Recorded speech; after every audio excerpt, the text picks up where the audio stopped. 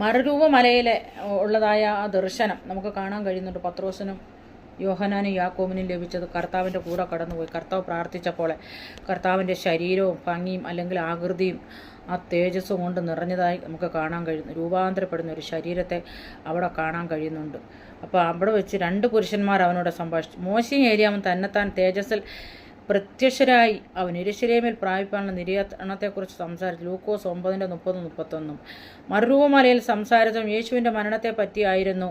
കർത്താവിൻ്റെ നിര്യാണം എന്നിവിടെ പറയപ്പെട്ടിരിക്കുന്ന ഇംഗ്ലീഷ് ഭാഷയിൽ ഡിസീസ് എന്നതാണ്. എന്നാൽ ഗ്രീക്ക് ബൈബിളിൽ അതിനെ എക്സോഡസ് അഥവാ പുറപ്പാടെന്ന് കാണുന്നു.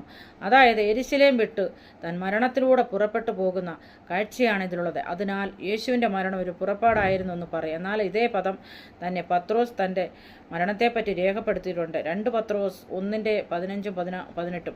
എങ്കിലും മരണത്തിന് ഈ രൂപക ചിന്ത നൽകിയത് ഒരു അസാധാരണത്വമായിരുന്നു.